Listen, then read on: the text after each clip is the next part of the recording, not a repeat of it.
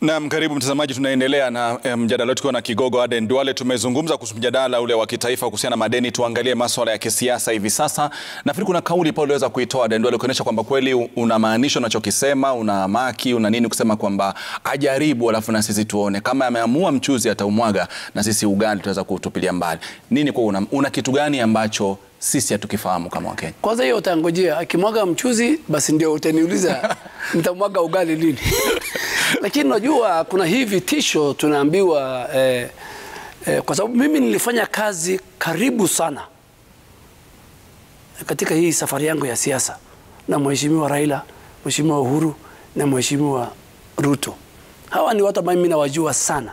Na nimefanya kazi karibu sana nikiwa majority leader katika wakati wao wa marafiki na Mheshimiwa Raila, Mheshimiwa Uhuru na Mheshimiwa Ruto. Sasa kila siku tunaambiwa rais atatuambia kwa nini amemtema huyu William Ruto. Basi sisi pia katika hiyo jikoni mlikuwa ambaye kwa hiyo miaka 7.5 katika hiyo jikoni sisi tulikuwa tunajua chumvi ilikuwa wapi, pilipili ilikuwa wapi. So wacha yeye pia ongee pia sisi ili Wakenya wapate pande zote. Sisi tulikuwa wangwana kabisa mpaka tuko wangwana. Lakini unajua hii vitisho kutuambiwa nyinyi mtatawaambia vile ile makosa mlifanya, na mimi nataka niseme hapa leo. Hata hii ya kusema rais ata spill beans katika hiyo headline ya gazeti ya Nation, hakuna mahali rais alisema. Na Mheshimiwa Uhuru Kenyatta will never spill the beans. Why? I know him. Hawa ambao wanasema ni vibaraka wale mabrokers ya hii town, Murathe na wale wengine. Lakini ikifika hiyo kiwango ya kusema hii ndio vile nimekosana na hawa, lazima rais aseme mbona mimi na yeye tuliwachana. Mimi na yeye tulikaa hivi. Mimi na Rais Uhuru Kenyatta. Na akaniambia kila kitu iko sawa. Hakuna makosa ulinifanyia. Lakini shida yako ni moja. Uko na split loyalty. Yes, mara rais mwenyewe akikueleza. Rais mwenyewe. Na kama rais ananiangalia kwa runinga saa hizi, akaniambia wewe ni rafiki yangu bana, lakini huwezi kuwa rafiki ya Ruto na huwezi kuwa rafiki yangu. Chagua moja. Na mbona ukumuuliza kwa nini kuna shida gani mimi kuwa rafiki wa Ruto? Unajua kwa miaka mingi, kwa mwezi mingi mimi zaidi ya mara 20 mimi nilimuuliza rais, huyu Ruto amefanya nini? Is Ruto not our candidate? Lakini rais ananiambia mimi nilisema wapi? Mimi nilisema siwezi kumulinda, kumpatia urithi ama kusupport Ruto. Sasa lakini ilipofika asema kati ya mimi na Ruto chagua. Unajua mimi ni Muislamu. Tena yule Muislamu ambaye who's serious practicing Muslim. Mimi niliambia rais, siwezi kuwa katika njama ya dhulma. Kama uko na shida na William Ruto, mimi sina shida na William Ruto. Na mimi nimetembea na yeye safari mrefu sana. Na ndio mimi nimekaa na William Ruto zaidi ya miaka 10. Na sababu zangu. So wale ambao wanatuambia ya kwamba wanatutisha, unajua vitisho zimekuwa nyingi. Kwani kama vitisho Aden Duale, kama unakiri kwamba kumekuwa na usaliti, kumekuwa na betrayal ndani yenu katika chama cha Jubilee na kila kitu. No, lakini sababu kama anasema mtu alikwambia kwamba uchague either utafuata yule ama utafuata mimi, na halali nyote katika chama cha. Unajua ndio nakwambia mimi kuacha hiyo kiti ya kiongozi wa wengi. Mimi ni uzuri rais alikuwa amenipa fursa ya karibu saa moja. Mimi na yeye pekee tunakaa tunajadiliana na tukawachana kwa uzuri. Ndio hata alipokuja hiyo KICC, uliza wale wajumbe. Katika ile dakika 40 rais aliongea, karibu dakika 40 aliongea, dakika 30 alikuwa rasifu uongozi wangu. So lakini unajua vitisho zimekuwa nyingi. Nyinyi mtashikwa, nyinyi mlipata mali wapi, nyinyi mtapelekwa na DCI. Sasa unajua ikifika hiyo mahali na najua hizo vitisho ziliendelea. Kuna uzuri na ndio hiyo sasa hata mpaka saa hizi ukiniuliza mimi. Kuna kauli ulitoa kuhusiana na kwamba kuzungumzia yale ambayo unaizungumzia kwa kifupi, na tuweze kusikia kauli ya Aden Duale atuchambulie zaidi. Ametuambia kwamba aliitwa akabidi ambaye achague ni kushoto kulia, akaamua ataendelea ule upande ambao hakutaka dhuluma. Tusikize kauli ile kwa anamaanisha kitu gani. And Raila was my party leader. I want to give him free advice. My friend, welcome to the politics of betrayal, deceit that your father suffered. You suffered in 2002 after you said Kibaki Tosha. You suffered during the Grand Coalition government. Mr. Odinga, please go and learn the politics of deceit, betrayal, and backstabbing. You better go back to the drawing board. You thought you will build a coalition to isolate William Ruto, but the coalition that has been built so far has isolated you. Unajua hii siasa ya betrayal na deceit ni katikati, niseme is central to the politics and the leadership of this country. Uanze na wakati tulipata uhuru.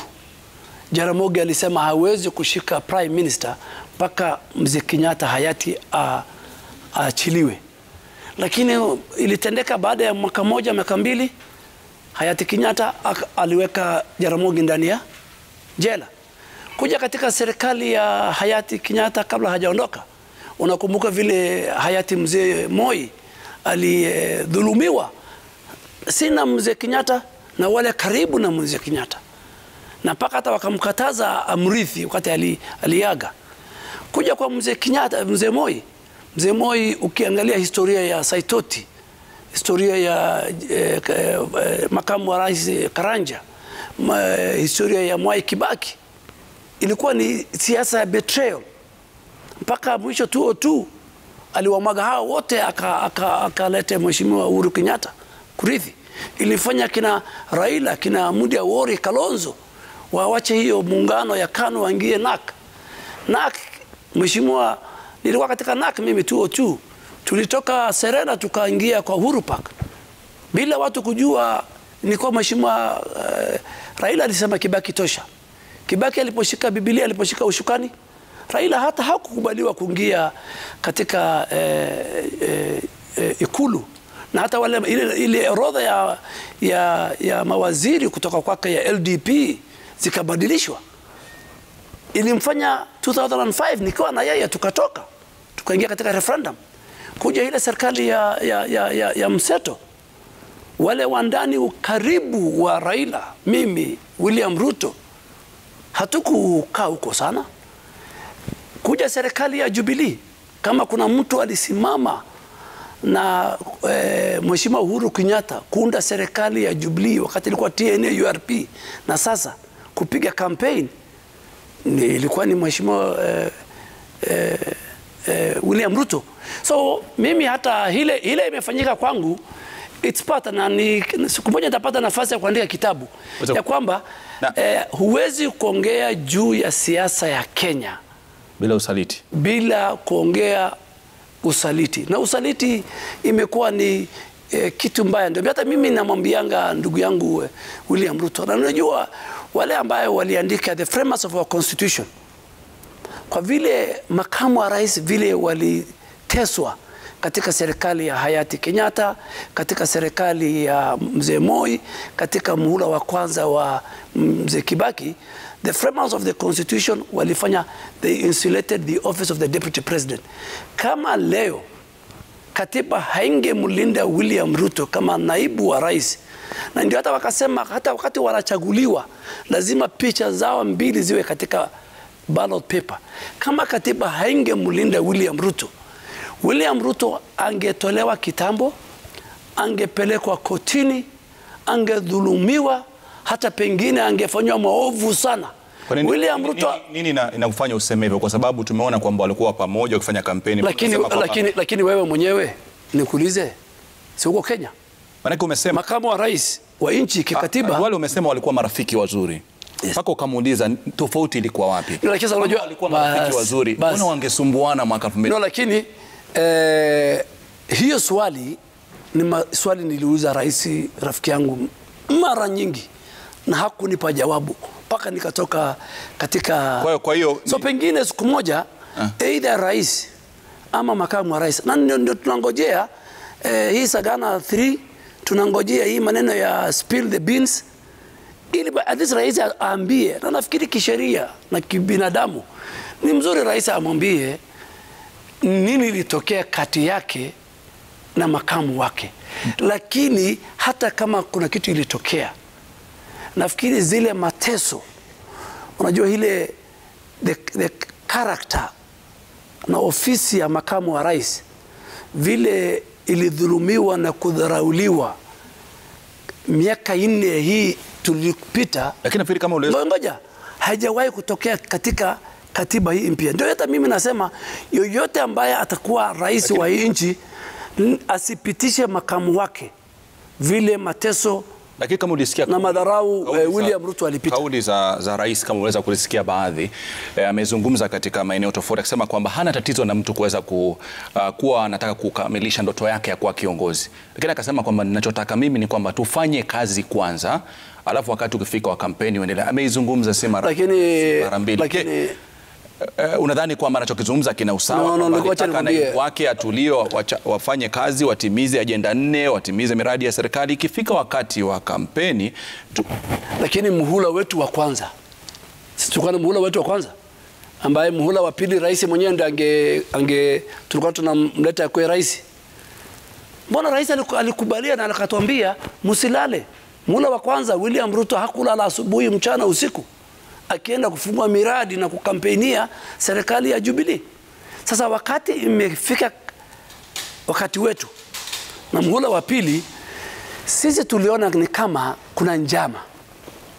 Tuliona sisi ni wanasiasa, tuliona kuna njama ya kuhakikisha kwamba makamu wa rais asikue anarithi kiti ama asikue kiongozi baada ya Mheshimiwa Uhuru Kenyatta. Kwa sababu miaka yako ya 5 tulikuwa pamoja, ukatuambia nyinyi mwendelee. Lakini wakati imefika yako umepata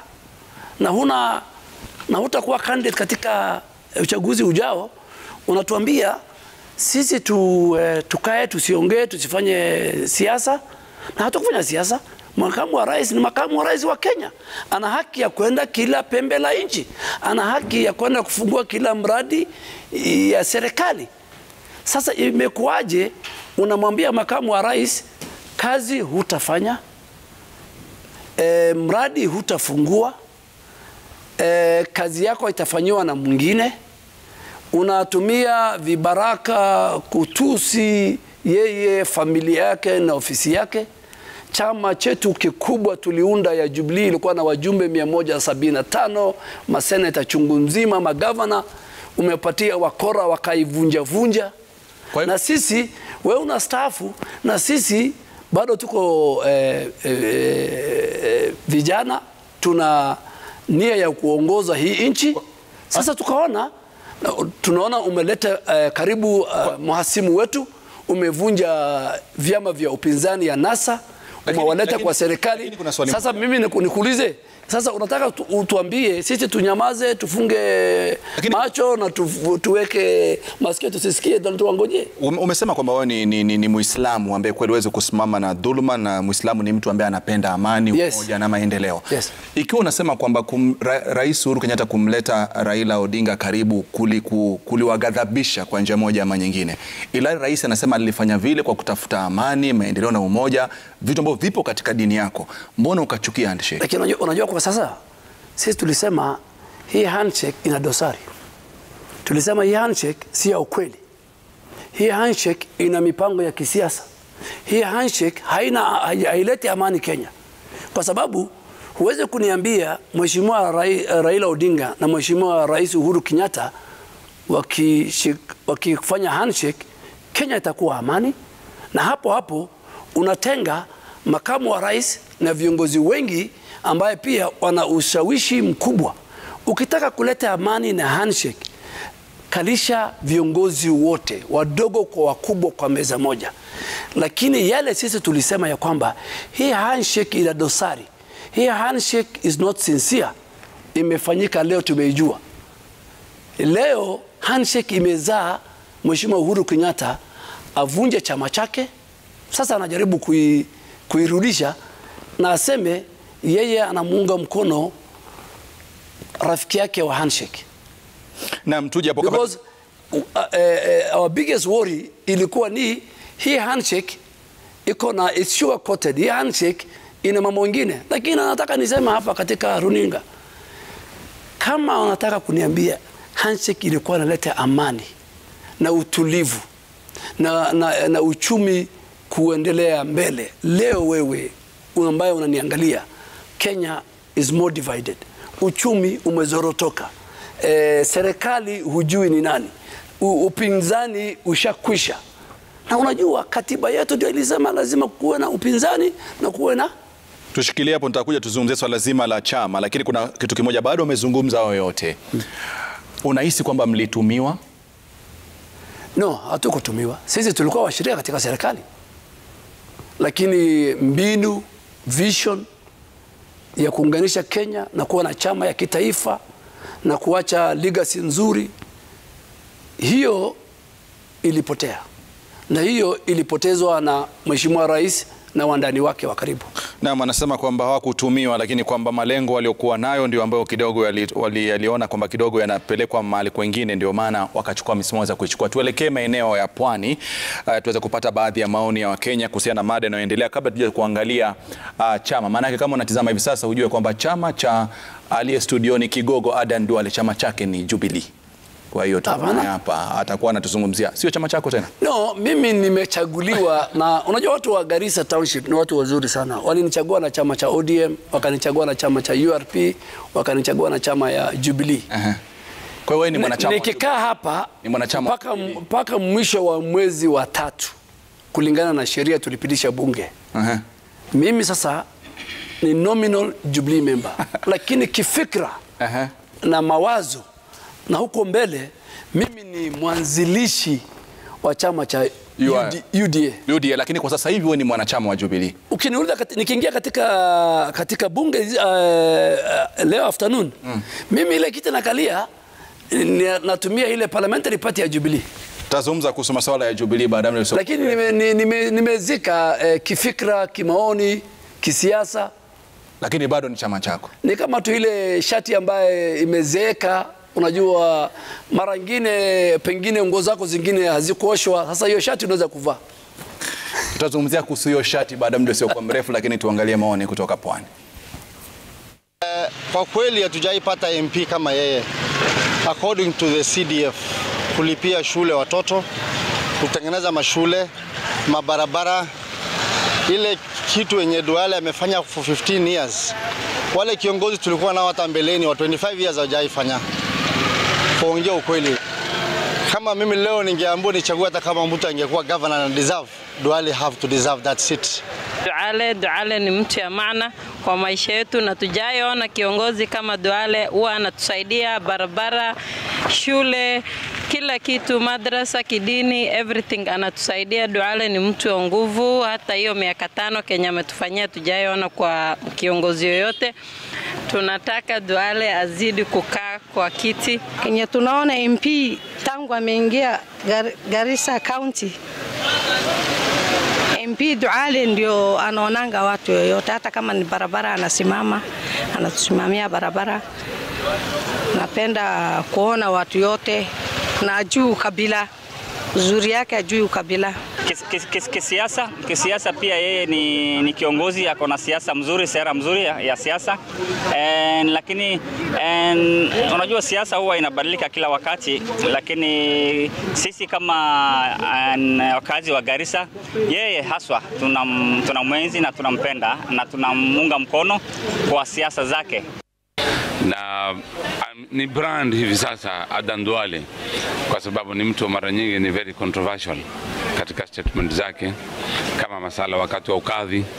Hata Waislamu walipokuwa na msimamo fulani, yeye alikuwa anajaribu kuonesha kwamba ana nguvu za kuweza kuingilia mpaka mambo ya kadhi. But he has been very successful katika siasa ya Kenya, kwa sababu mtu kama yeye kutoka Garissa kuweza kufika position ya leader majority kulingana na ile constitution ni kama number 3 katika Kenya.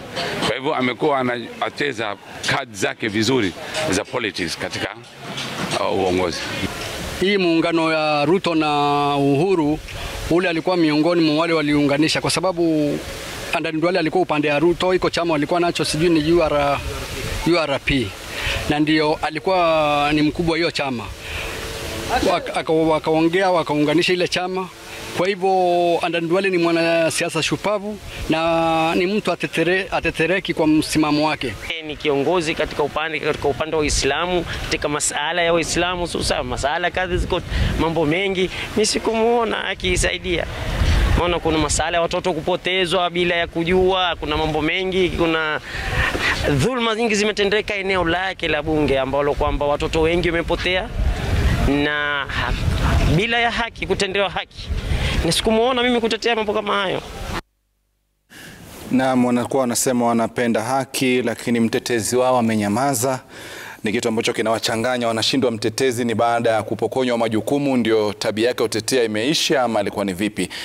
Ndio kauli. Wao wanasema kwamba ni mtu ambaye licha kwamba alikuwa ni mtu controversial akiwa na misimamo yako, lakini wanashangaa wakijiuliza, je, kumaanisha wakati wewe sio kiongozi wa wengi bungeni ndio kumekusimamisha wewe kupigania vitu ambavyo unavyozungumzia maeneo ya Lamu? Kabla tuendelee. Hapana, nimepigania sana. Unajua nikiwa katika ofisi ya kiongozi wa wengi, nilikuwa katika serikali. So utetezi ilikuwa ndani ya serikali. Nilikuwa na kana mawaziri, rais, haiwezekani. Na ni kama ile sheria ya nilikwambia ya usalama ya security. Nilikataa hiyo sheria mpaka zile mahitaji na concerns ya Waislamu hasa jamii ya Moscow niangalia. Ndugu yangu marehemu Johnny na wengine mpaka tukaweka. So nikiwa katika serikali, mimi niko katika nawatetea Waislamu katika meza ya serikali. Lakini nikitoka serikali, sasa ile jamvi mahali mimi nakaa ni katika bunge. Na hii maneno ya extrajudicial killing nilikuwa constant, nilikuwa naongea katika bunge, katika hata juzi unakumbuka wakati ile kulikuwa na watu 15,000 kutoka Garissa na Wajir ambaye walikuwa wamekosa identity cards kwa sababu fingerprints yao zilikuwa katika refugee database. Nilileta petition katika bunge. Sasa wote karibu kwa 190 wamepata vipande vyao. So nikiwa katika ranking member katika backbench, si hata Waislamu pekee, yoyote ambaye inawakera wa Kenya tapigania. Una uzuri ya kuwa backbench. Kwanza nilifanya mara 2 wakati ile tulikuwa tumewachana na Mheshimiwa Raila. Na sasa nikitoka hii studio, mimi napata katika email yangu wa Kenya kutoka tabaka mbali, walimu, madaktari ambao wanasema kuna hii hoja, tunataka msimamo wako. Naam, tuje katika ile swala moja la watu wa Garissa Township pale wakizungumza mengi.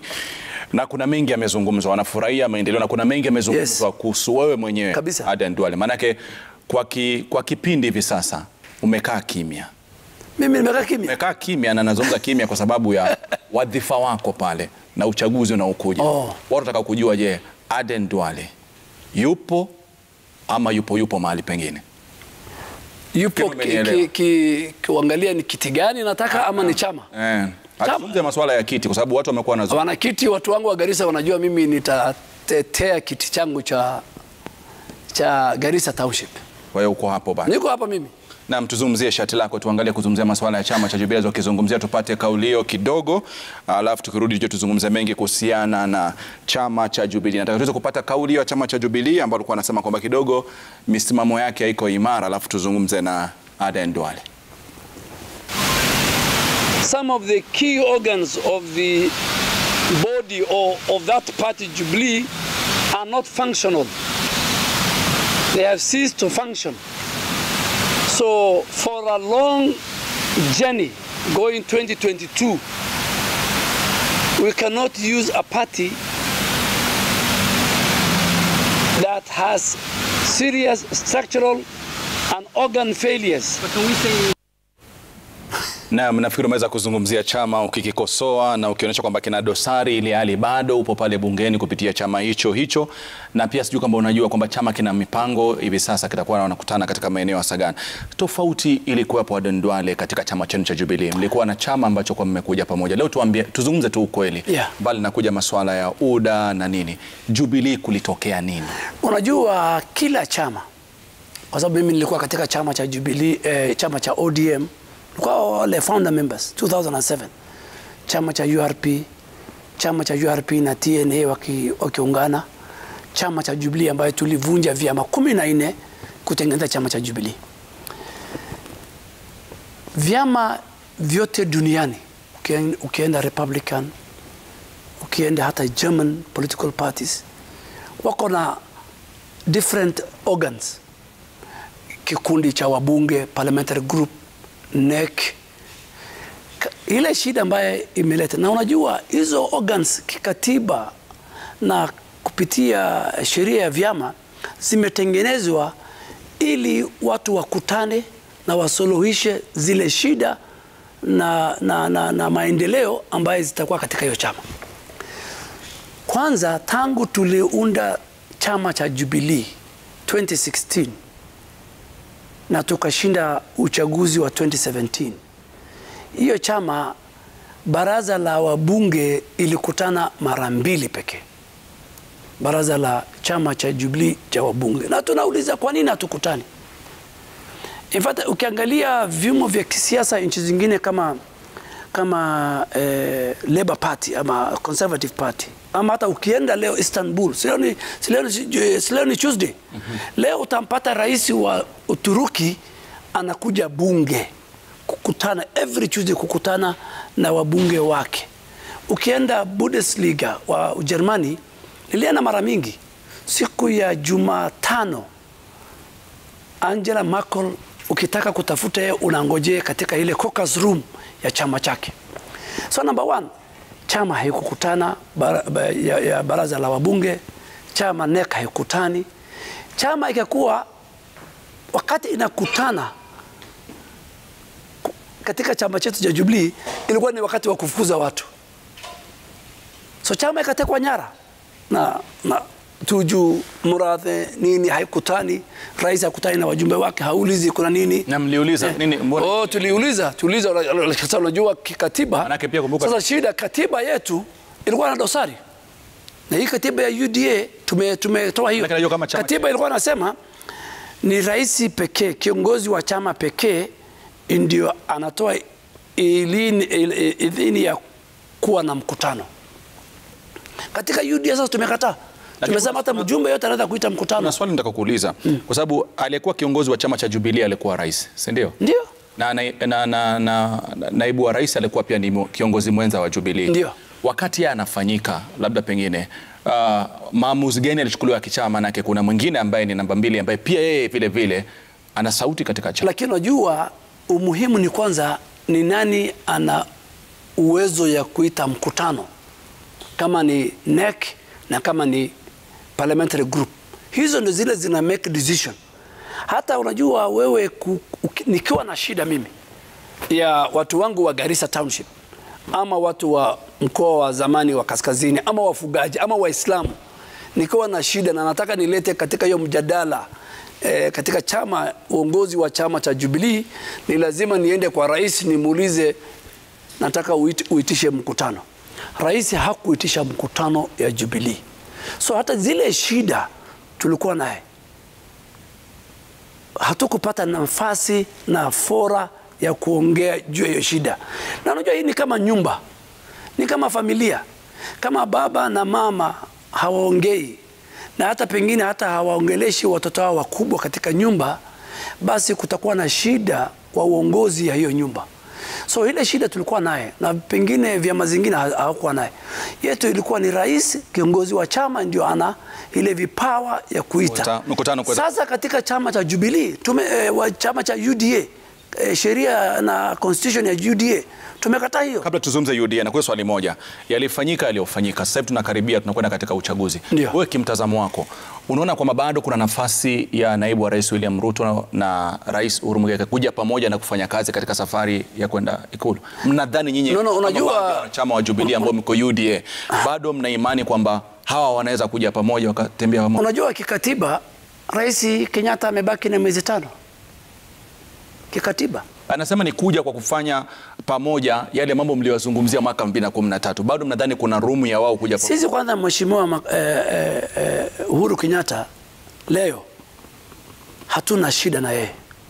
Ile mahali tunatofautiana ni moja tu, ni hiye kusema anataka kuunga mkono kiongozi wa ODM. Hiyo sisi hatukubali na haikuwa agenda ya Jubilee, na haitakuwa agenda ya wafuasi wa zamani wa Jubilee. Lakini rais, unajua kimila yetu tunasema wa Somali, ukipotea barabara usiku, mchana unarudia. Kama rais ameona sisi tulikuwa marafiki zake, tumesimama na yeye, tumemsaidia kuwa rais, tumemlinda, tumemtetea, akatumwaga. He threw us under the bus. Lakini hiyo basi haikutuua. Tumerecover. Sasa tuko na barabara yetu ya kushika serikali ijayo. Kama rais ataona alifanya makosa na atuita hata kesho, tutaenda kwake. Kwa kufupi ni kama lakini sisi lakini kama unamhitaji. No, sisi wacha nikwambie. Sisi tunaamini kila mtu Kenya, kuanzia rais mpaka wale mama wa mboga ni muhimu. Lakini sisi tumesonga mbele. Tumeunda chama, tumeunda mikakati, tumeunda sera, tunaongea na Wakenya ili tushike ushukani wa nchi inshallah mwezi Agosti. Na inshallah mwezi Agosti kuna mengi za kuyazungumzia. Nafikiri pia vile upande wa pili Lulu atakuwa anapitia baadhi ya maoni, na anasema kwamba ni inshallah ataweza kusonga mbele, lakini pia inshallah inaweza kwenda kwa ule upande wa pili nao pia, maana wanamuomba Mungu huyo mmoja. Je, Adan Duale ana yapi endapo inshallah itaenda upande wa pili? Hofu yake ni ipi? Tutazungumza naye kwa kirefu baada ya muda usio kwa mrefu.